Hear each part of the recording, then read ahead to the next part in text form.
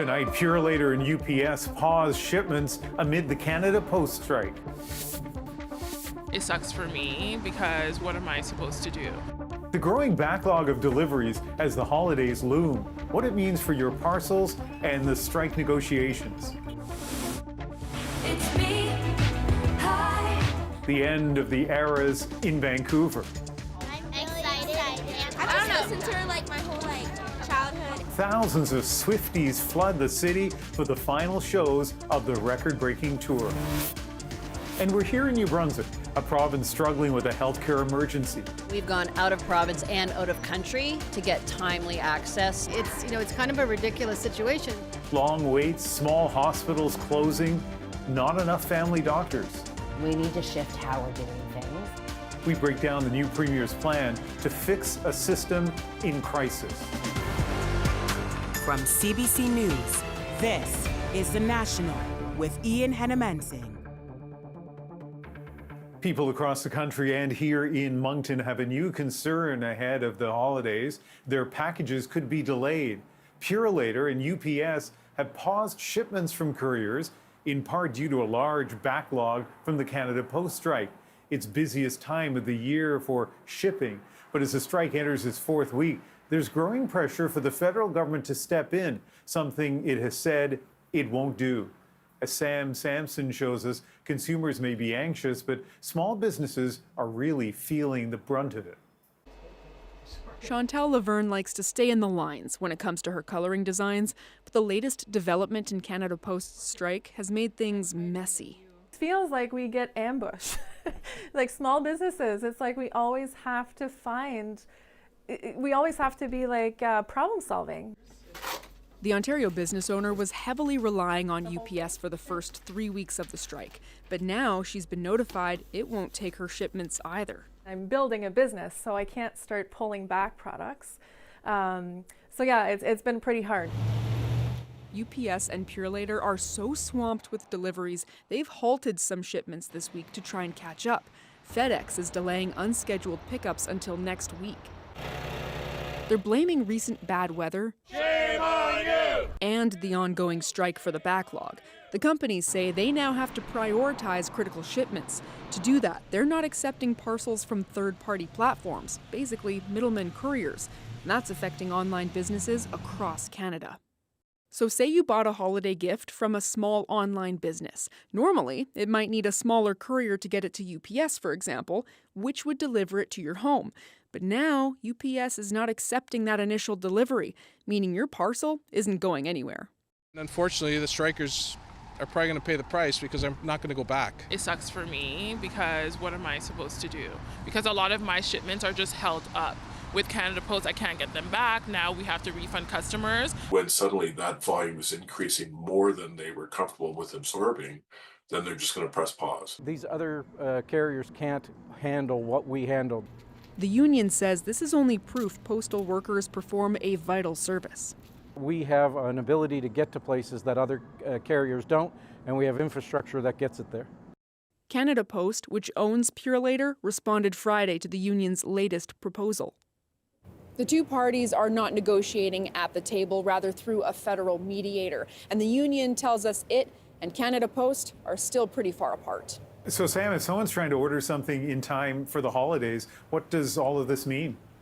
Well, those small businesses, they're trying to hit those holiday deadlines for Canadians who are ordering things online. So for some, that means working with other companies to hook them up with smaller couriers to fill that gap, which in some places it's cheaper. But in other places, that means canceled deliveries because those smaller couriers won't deliver to everywhere, including rural or remote locations. And now keep in mind, even if Canada Post and the union come to an agreement soon, that backlog could last for weeks.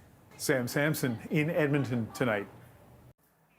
In the north, the postal strike is making it difficult for some to get the essentials. Even private couriers rely on Canada Post for deliveries, leaving communities scrambling to find alternatives. Juanita Taylor shows us one family struggling to get their daughter's life-saving equipment.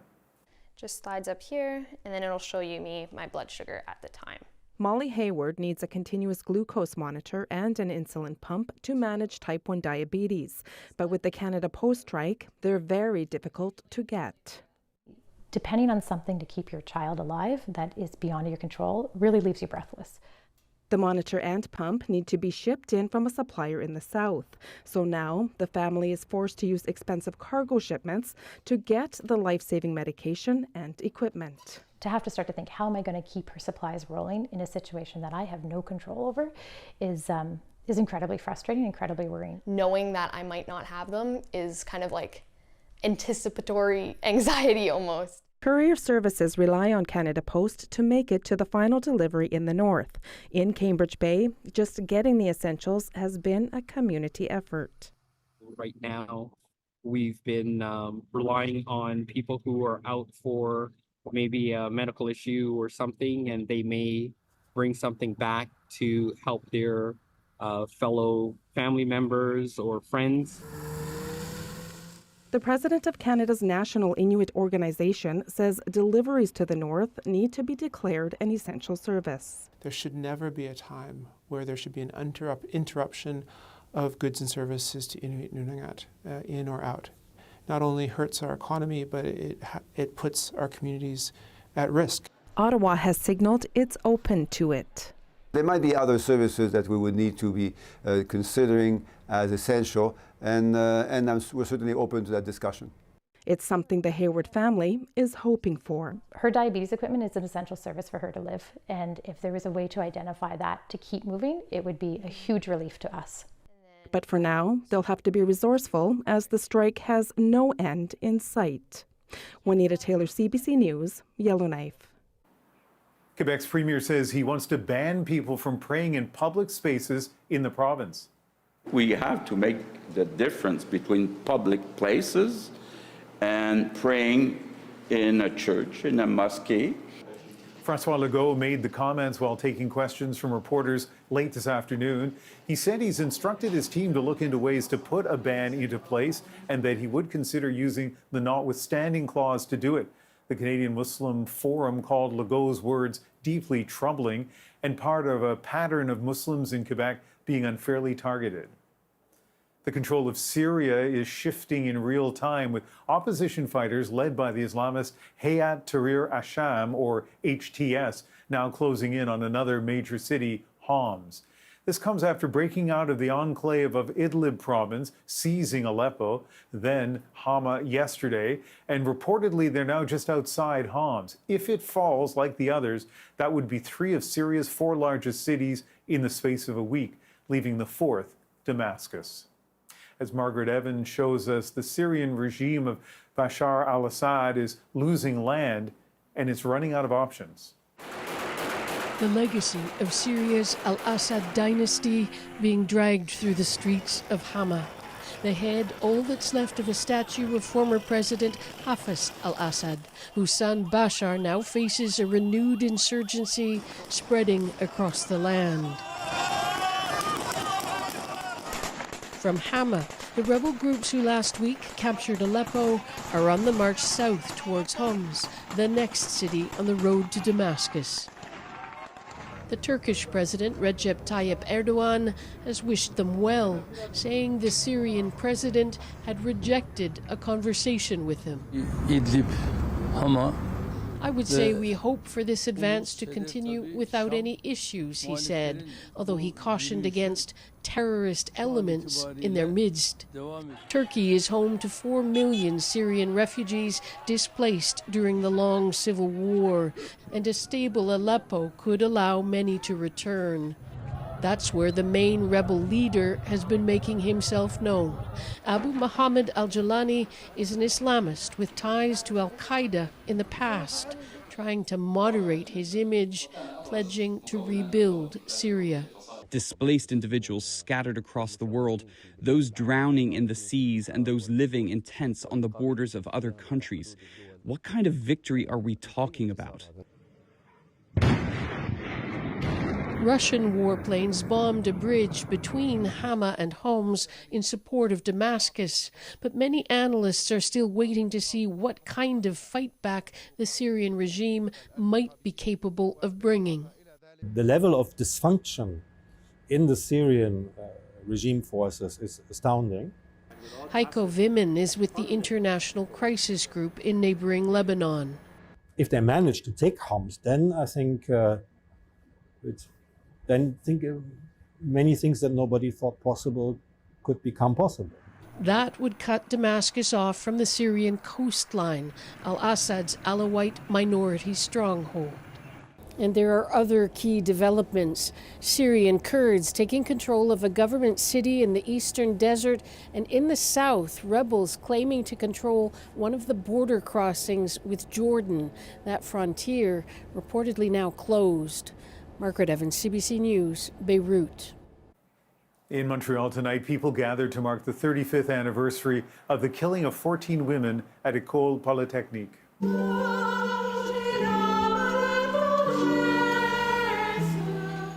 Their names were read aloud and flowers were laid for the victims, almost all of them engineering students, shot and killed in 1989 by a man motivated by misogyny. The Prime Minister said more needs to be done. In the years since, far too many more women have been killed or suffered violence, and it has to stop.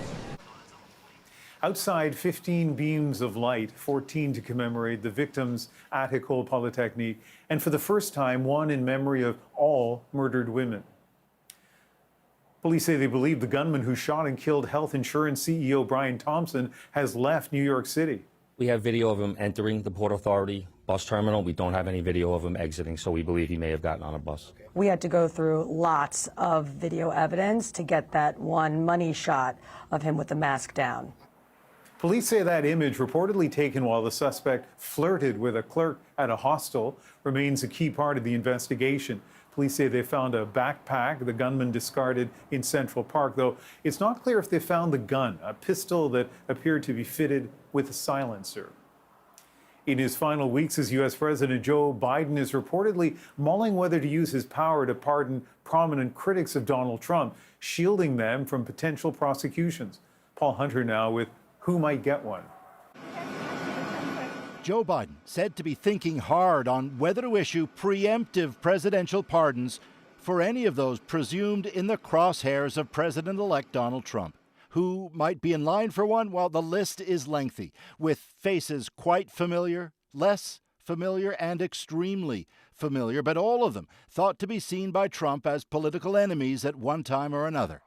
And with Trump still pledging to use presidential power to go after them, though they stand accused of no crime, the question to Biden, will he or won't he act to protect preemptively while he can?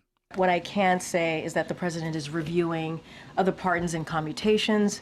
As experts within the White House reportedly debate the question, Press Secretary Karine Jean-Pierre is confirming none of it. You know, I'm not going to get into deliberations, private deliberations, and I'm just not going to get ahead of the president. Think Trump might not be serious? Consider the words from last year of Kash Patel, now Trump's nominee to lead the FBI. We're going to come after the people in the media who lied about American citizens, who helped Joe Biden rig presidential elections. We're going to come after you. Whether it's criminally or civilly, we'll figure that out. But yeah, we're putting you all on notice. And while some Democrats support preemptive pardons to push back, you have an incoming president of the United States who's making threats of prosecution and jail towards private citizens. And so it's obviously something that should be looked at. It's by no means unanimous. The way to stand up to a bully like Donald Trump is not to run and hide, it's to confront him.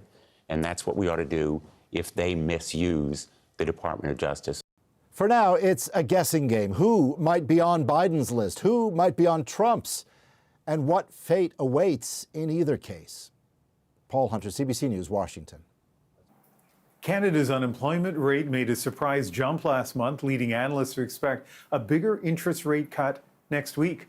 Unemployment climbed to 6.8% in November. That's up from 6.5% in October. Excluding the pandemic, this marks the highest jobless rate since January 2017, with about 1.5 million people unemployed. Canada is ramping up its presence in the Arctic to counter possible threats from Russia and China. Ottawa says it will boost its military and diplomatic efforts there.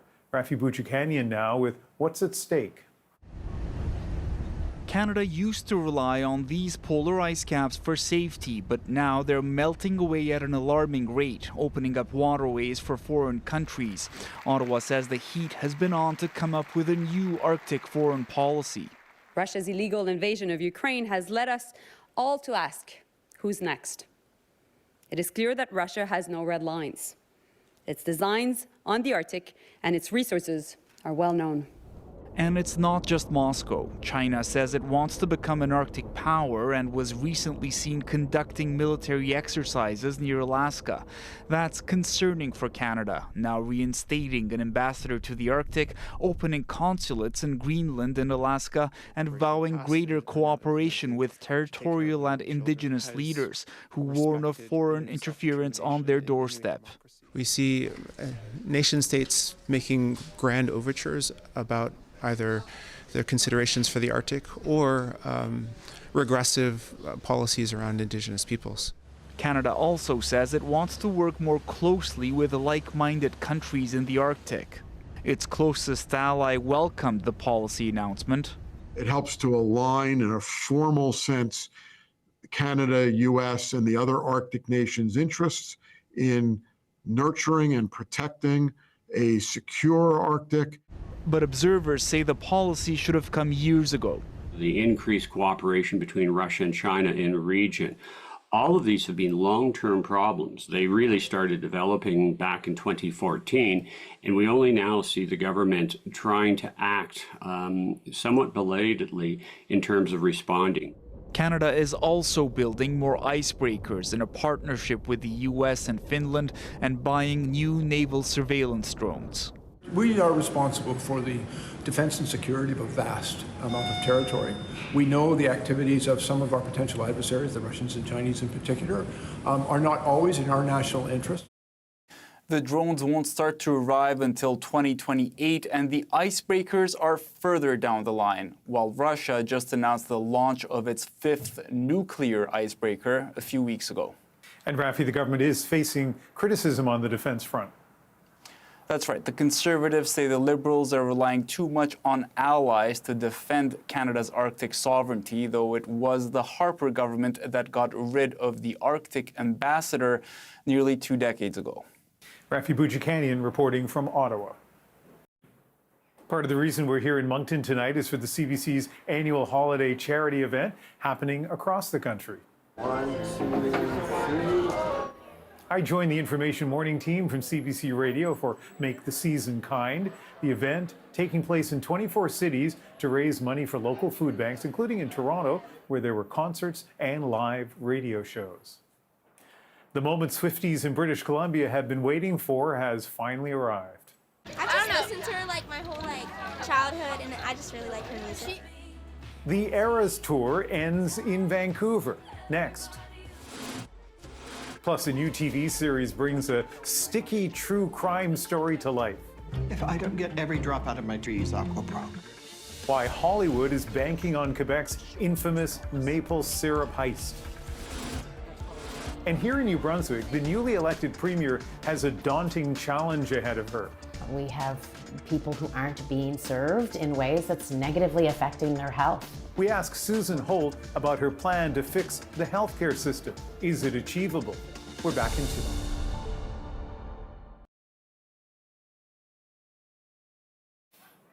Thousands of Swifties from around the world have descended on Vancouver for the first of 3 sold-out shows. It's the grand finale of the pop superstars Eras Tour, and the excitement is palpable. Lindsay Duncombe joins us now from outside BC Place Stadium. Lindsay. Ian, it has been such a giddy, exciting day. I've had friendship bracelets from people from different parts of the United States who've been here, people from right here in British Columbia, a lot of them young girls, very excited for this event, something they've been waiting for a long time. You know, there were people waiting to get into BC Place hours and hours before the concert. They were looking for that exclusive concert-only merch. I spent much of the day just walking around, soaking it all in and asking people, why is this tour so special? You made a really deep cut.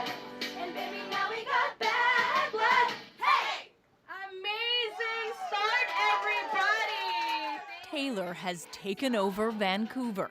Swifties are belting on buses. I'm really excited. I just listened to her like my whole childhood. Fans sparkle on the seawall. It's like there's so much Taylor Swift stuff everywhere. I love how we have all these banners put out all throughout the city, so just trying to make the most of this experience. I want to see her for real life, not just on the TV. This is the final stop on the Eras Tour, the last of 52 cities, more than 150 shows in total. It's expected to bring $157 million to Vancouver. So we're working on an eagle feather right now. That cash flowing even to this street carver. Richard Mountain says business is up 80%. Exciting, right? A lot of fans now. We love Taylor Swift and we drive anywhere around the country for her. Anywhere around the world that we could get to. There's something about the energy that's more than music, more than celebrity. There's a kindness that comes with her, and I think we all crave that a little bit. Arthur Hare's outfit was inspired by Taylor's Time cover. Especially being from the States, a lot of us have kind of tuned out and just put all of our sorrows and woes into listening to Taylor Swift. Still, visitors notice the desperation here. Like tons and tons of homeless people. The Tribula family from Chicago says the decision to shell out so much cash to be part of all of this wasn't easy. It was a very tough conversation about whether or not we wanted to come or not due to just the overall cost of Vancouver.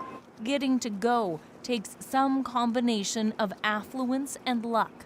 Ken sleeps outside, often near the stadium. He won't be going. He's a fan, though. When my legs got broken, my #1 YouTube song ended up being Willow. It was weird.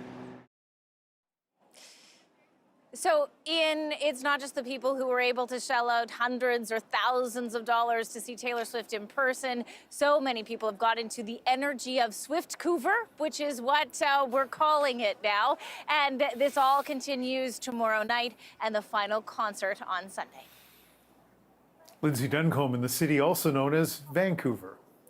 A famous Quebec maple syrup heist is the subject of a new TV series backed by big Hollywood money. Get your hands off my trees. You're spilling my money. Why some say it reflects a changing Canadian TV landscape. Plus, healthcare is on the minds of many here in New Brunswick. What do you think is the biggest problem when it comes to healthcare delivery in the province? The biggest problem that we see is at the front end. It's getting access to that preventative and primary care. What the province's newly elected premier plans to do about it. And how part of that plan is already in practice in neighboring Nova Scotia. This would be the typical exam room with all new furniture. Kayla Hounsell takes us inside a collaborative care clinic. The National breaks down the stories shaping our world. Next.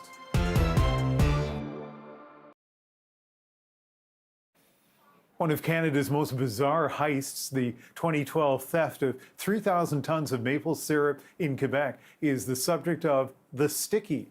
That's a new series launching on Prime Video tonight. As Eli Glasner explains, while the story is undeniably Canadian, the show's big budget and creative direction are not. When it comes to Canadian crime stories, it's tough to top Quebec's 2012 maple syrup heist. The warehouse that was robbed holds enough maple syrup to fill nearly 2 Olympic-sized pools. Get your hands off my trees. You're spilling my money. Now the inspiration for an Amazon TV series starring Texas-born Margot Martindale. If I don't get every drop out of my trees, I'll go broke. I did do a lot of work on trying to sound Canadian. Not French Canadian, because I could never do that. It's okay. It's okay. There are no cameras and only one security guard. Quebec superstar Guillaume Say helped recruit local talent. It's the first time, I think, that a Hollywood production tells a story about Quebec and hire real Quebec actors, shooting in Quebec. While the show is a U.S.-Canada co-production, American co-creators are in charge.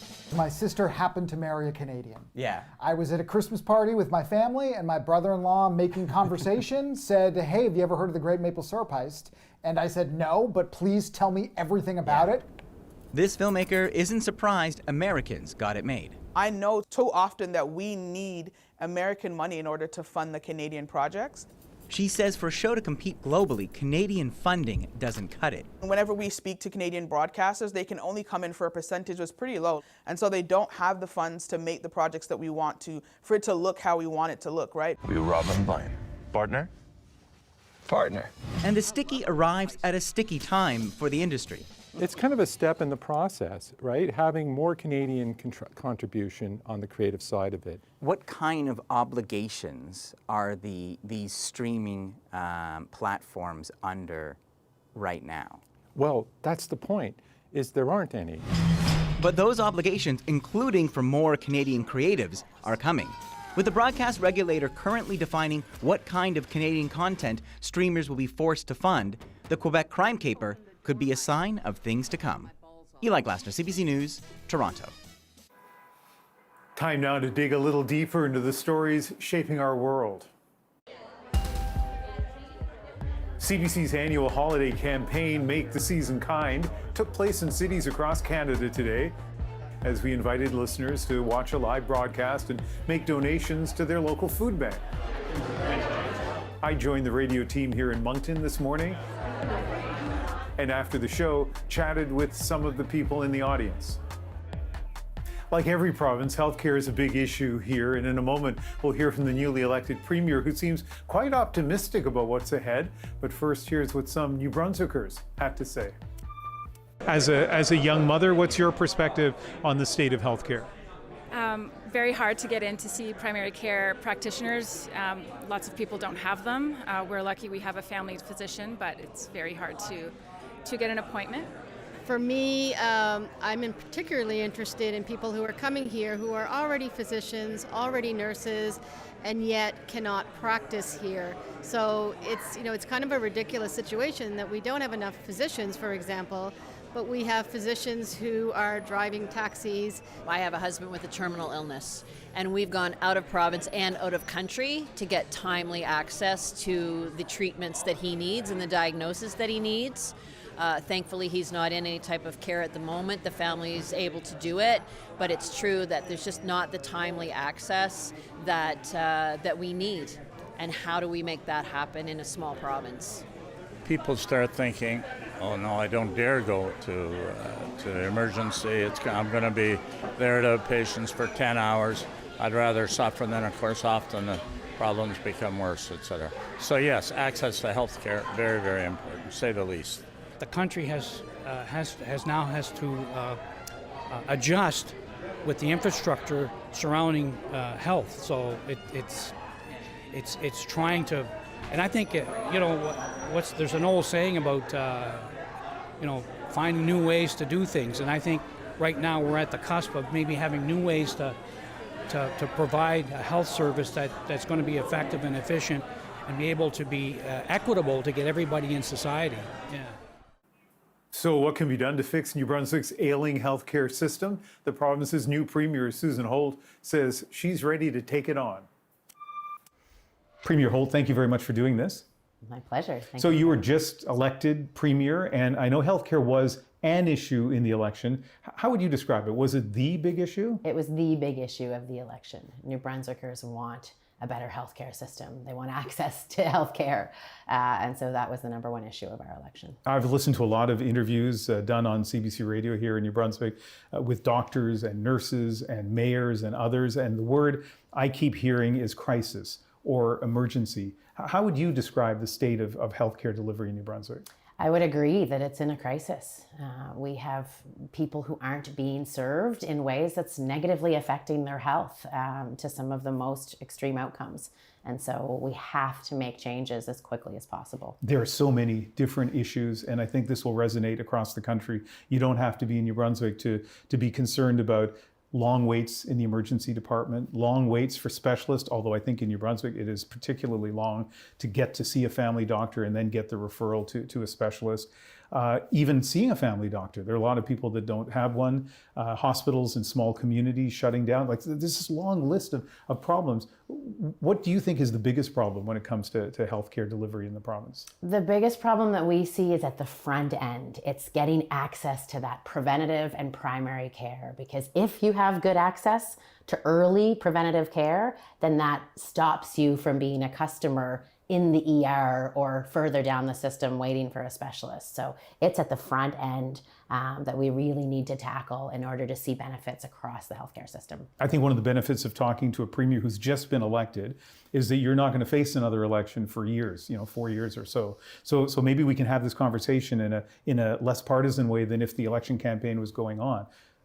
What are you going to do to fix it? What's at the top of the list for you? We have to completely change how we deliver primary care, right? The old model of having a family doctor in an office that people went in to see and sat down and chatted about life and all of their illnesses and got what they needed and went, those days are gone.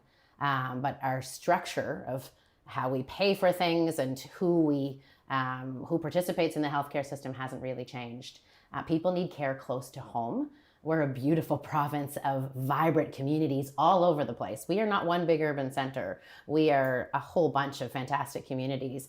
And the best care, particularly preventative, is care that's close to home, that you can get access to when you need it, whether that's at 7 o'clock in the morning or 7 o'clock at night, which means you need to be able to walk into a place that has a team of people ready to serve whatever your healthcare needs are. Okay, so it sounds fantastic. It also sounds expensive. It sounds difficult from a jurisdictional standpoint. You've got, doctors you need to deal with. You've got nurses, social, like all these different people. So practically speaking, how are you going to, where do you even begin? What's the first step in that? Well, the first step is to get everybody around a table and recognize that we'll all need to change, everybody. The appetite for change is there, though, because everybody sees the crisis and they're feeling it. I don't think there's anybody in the healthcare system or any patient that's out there thinking, this is perfect, I don't want anything to change. So they have to have a willingness to work together. And then we have to change the structures of the systems. How you pay for healthcare, you mentioned that it might be expensive. I actually think that getting the right care from the right person at the right time will be less expensive. If you make the investment on the front end, then you're going to save money in the back end where care is really expensive. So give me an example of that then. How can you do it in a way that the care is better, it's more immediate on the front end, and it's not more expensive? That's where you put the team of people together. So maybe you have LPNs delivering group care for people that are struggling with a chronic, nurses? That's right. Yeah. If you have a chronic issue like a COPD or diabetes, then you might be going into your health clinic and sitting with 5 or 6 other people who are all going through some diabetes education with you, delivered by the right professional who is paid the right rate. And that's less expensive than each one of those 5 people going in to see their family doctor for that same diabetes conversation. So there's opportunities to group up and get the right professional delivering the right services. Then you have your social worker there to support, your mental health counselor there to support. And you can do that in step 1 rather than refer, and get the right person by step 3. We reached out to some people to ask them if they have questions to you. And one of them is Dr. Sarah L'Esperance. She is the recent past president of the Rural Physicians of Canada. So I want to play a clip from her. So as a provider, previously working in New Brunswick, I think I saw a lot of challenges. We have really fractured care right now, and patients are sort of jumping around within the system, and that becomes hard on them, but it's also hard on providers. And we've heard a lot about burnout in the system. Both doctors and nurses have been leaving the province. And so that's definitely a real concern. And I think really need to shift how we're doing things to respond to the needs of communities, but also make things sustainable for providers. What's your response? Well, I agree with her. We need to shift how we're doing things to support and care for the people who are caring for us, because we need to be taking care of our doctors, nurses, nurse practitioners, pharmacists to make this an attractive place to work. And we need to be taking some of that burden off that she described that comes from disconnected care. So bringing people together in teams, connecting all the information that they have on a patient. So as they move from an extramural service into their primary care clinic, into a procedure in the hospital, back into rehabilitative care, nobody is starting all over again and getting new information and trying to track down who do I call to find out who did what. Those teams are critical. The technology is critical. And we have to create those conditions that care for the people giving us care. I don't want to harp on money all the time, but as we speak, $10,000 checks or e-transfers are going out to nurses, full-time nurses in New Brunswick. That is, a substantial payment, and it's to help presumably to entice nurses to stay in New Brunswick. But I listened to an interview yesterday where a president of a national nurses organization said one of the challenges for New Brunswick is that Nova Scotia is doing a really good job, an aggressive job in retaining and attracting nurses. I guess that's part of the problem too. Like you're competing against certainly the other maritime provinces, but 9 other provinces across the country for doctors and nurses and LPNs. We're competing globally for this talent, really. Most jurisdictions around the world are looking for healthcare professionals. And so we have to make sure that we know this is a great place to live. You know that New Brunswick is a beautiful province and people want to be here because of our nature and because of our friendliness and the short commute and the competitive cost of living compared to other jurisdictions. But they also want to deliver great healthcare, and they want to do it with modern tools, and they want to do it surrounded by professionals and support. So we have to make sure that we have a competitive offer that leverages the uniqueness of New Brunswick. You are the most enthusiastic premier I've ever spoken to talking about healthcare. Maybe that's because you've only just been elected. So speaking of quickness, if we do this interview in a year's time, in December of 2025, will you be able to show me differences that have happened?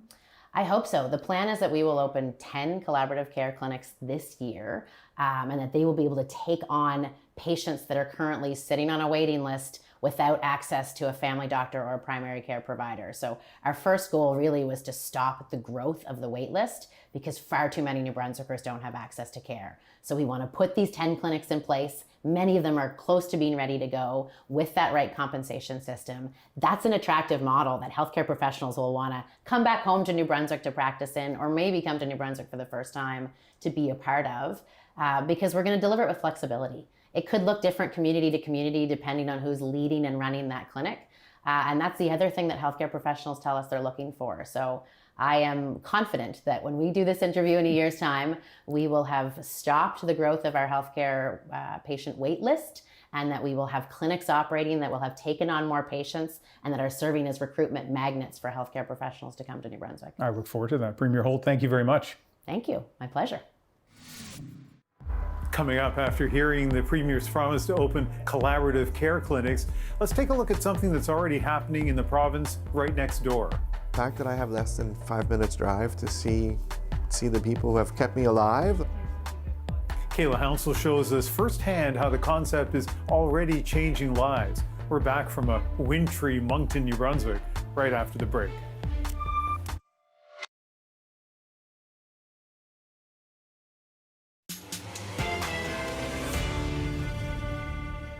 It's being touted as a solution to Atlantic Canada's healthcare woes. Collaborative care clinics promise to ease pressure on emergency departments by connecting people with primary care providers. I am able to see my family physician here. New Brunswick's new premier has promised to build 30 new collaborative care clinics within her first 3 years. They will be able to take on patients that are currently sitting on a waiting list. So is collaborative care the answer? Kayla Hounsel checked in with a Nova Scotia clinic that started delivering primary care this way long before it was a buzzword. Hi. Hi. I'm Joanne. For an estimated 6.5 million Canadians, this is a scenario they can only dream of. An appointment with a family doctor. Oh, what brings you in today? This man has a range of medical needs. I'm a complex HIV patient. And he has access to a range of help right here. I am able to see my family physician here. I'm able to email the team here whenever I need to, which is also very important when your health gets very complicated very fast. I'm able to see the community nurse. I'm even able to access a food bank that's here.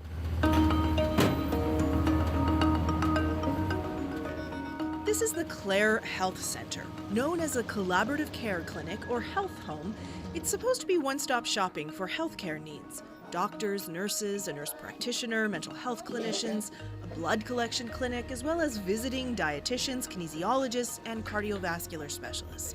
All under one roof, sharing medical records. Nestled on the picturesque Acadian French shore in southwestern Nova Scotia in the municipality of the District of Clare, population roughly 8,500, its goal is to find a family doctor for every resident. Every single one. A goal now about to be achieved. We're visiting to find out how they're doing it. Hello, hi, Kayla. Nice to meet you. Same here, I'm Dr. Dow. It is a project 20 years in the making. The facility opened in 2008, but the planning began earlier when municipal officials realized they were down to just a few family physicians. Hi, Jack. Comment ça va aujourd'hui? Bon. Dr. Michelle Dow has been here since the start, Tu peux monter en haut. On va faire practicing in this community for 37 years. The municipality decided that they would build a medical center, and kind of like concept like, if we build it, they will come. And come they did. So many doctors, they're expanding, with this new section set to open within weeks. So this would be the typical exam room with all new furniture. Enough space for 5 more doctors. So how many people in this municipality do not have a family doctor right now? I say that there are 300 right now that don't have a family doctor, but we have the capacity to take them in, and it's just a matter of them booking the appointments. So you're confident that within a few months there will be no one on a wait list waiting for a family doctor? Exactly, yeah. There are 107 collaborative care teams of varying makeups in Nova Scotia, but this one is unique. It is owned and maintained by the municipality. The Nova Scotia Health Authority did help offset the costs of the expansion, but the municipality put shovels in the ground without waiting for the money. At the end of the day, there's always risks in anything you do, but it was more of a calculated risk that I couldn't see anybody not being on board recruiting doctors. And recruit they do. You take some supplements. They track medical students from their community, stay in touch with them, and send them care packages that include dried fish before exams. Everything was okay in the blood work, so that's good news. It worked for Dr. Joel Arsenault. He did some rotations here during his residency and came back. I want to work here specifically because of the team that was already here. And how about the fact that this is a collaborative clinic? Did that speak to you when you were choosing, how you want to practice? It made a big difference, especially starting out practice, because I knew I wanted to be able to bounce ideas off the other doctors, kind of have that low backup or double check if I needed to for the tougher cases. He says it also helps with work-life balance and provides regular working hours. All right, now I'll get you uncross your feet there. Perfect. Robichaud says the approach also saves him a lot of travel to multiple appointments in larger centers.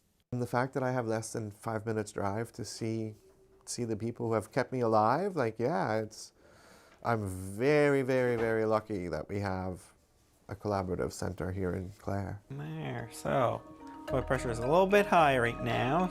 It takes time to get the right team in place, but the people who work here say if it can work in Clare, it can work anywhere in Canada. If there's anything, give me a call. Yeah, I will. So, and we'll plan to follow up soon. All right, thank you. You're welcome. Kayla tells us once the new wing at that clinic opens up and everyone in the municipality has a family physician, doctors there expect to have capacity to take on patients from neighboring communities as well. Coming up, a couple wakes up to a wedding day disaster. I knew that no matter what, I wanted to get married to her, no matter where it happened. How a community came together to help them turn it around in our moment.